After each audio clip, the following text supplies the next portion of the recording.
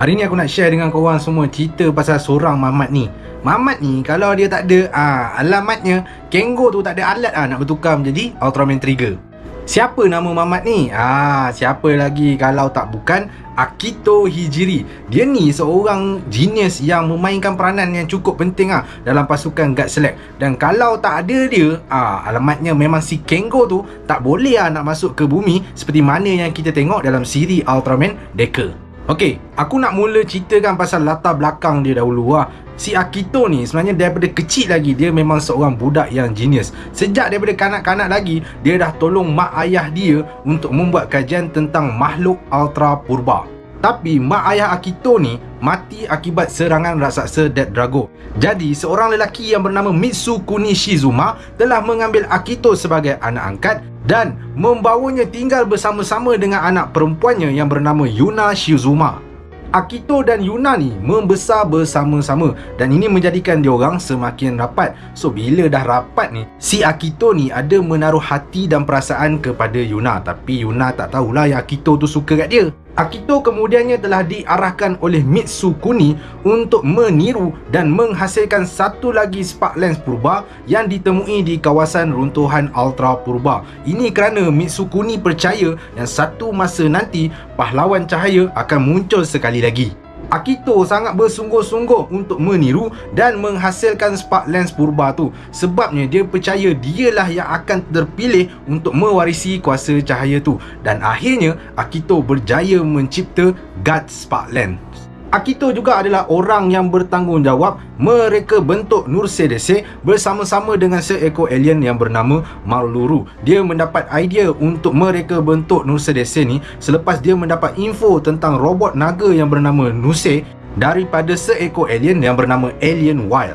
Disebabkan kepandaian yang dimiliki oleh Akito, Mitsukuni pun membawanya masuk ke dalam pasukan Guard Select. Tapi selepas Mitsukuni membawa Kengo Manaka masuk dalam Guard Select, si Akito ni ada perasaan tak puas hati kepada Kengo. Akito berasa tidak puas hati kerana dia mendapat tahu bahawa Kengo Manaka lah orang yang telah mewarisi kuasa cahaya, sedangkan dialah orang yang bersungguh-sungguh membuat kajian tentang macam mana nak mewujudkan semula kuasa cahaya tu. So dia memang rasa bengang sebab dia penat-penat yang mengkaji, orang lain pula yang mewarisi. Jadi masa awal-awal kalau kita tengok siri Ultraman Trigger tu, kita boleh nampak lah yang Akito tu macam tak suka pun dekat Kengo tu. Tapi lama kelamaan si Akito tu mula dah boleh menerima lah si Kengo tu. Bila Akito tu dah boleh menerima bahawa Kengo tu lah orang yang mewarisi kuasa cahaya, dia siap buatkan hyper key untuk si Kengo tu. Dia buatkan power type key dan juga sky type key yang boleh digunakan oleh Kengo semasa dia menjadi Ultraman Trigger. Akito ni memang betul-betul lah budak genius. Kalau tak ada dia, aku rasa Guard Select dan Ultraman Trigger memang susah lah nak memenangi pertempuran. Contohnya macam masa Guard Select dan Ultraman Trigger nak kalahkan Absolute Diavolo dan juga Absolute Tartarus. Hasil kajian Akito, dia mendapat tahu bahawa tenaga Absolute Particle yang ada pada Absolute Diavolo tu boleh digunakan untuk menukarkan Nur Sedese menjadi Battle Mode. Jadi Akito pun membuat satu rancangan untuk menyerap Absolute Particle dari badan Absolute Diavolo, dan rancangan dia tu berjaya sehinggakan dia boleh mengubah Nur Sedese menjadi Battle Mode.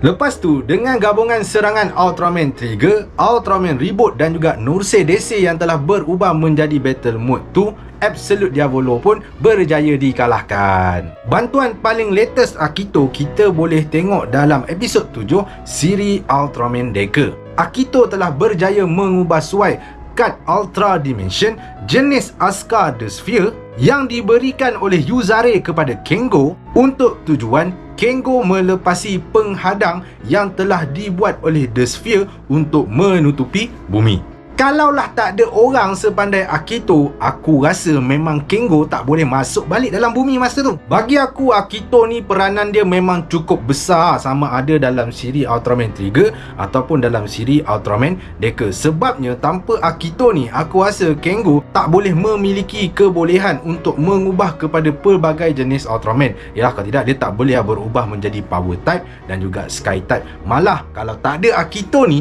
Kengo pun tak boleh masuk balik dalam bumi. bumi, dan tanpa Akito, Nurse Dese tak boleh berubah menjadi Battle Mode. So bagi aku, Akito ni adalah satu watak yang patut dihormati dan diingati oleh semua peminat Ultraman.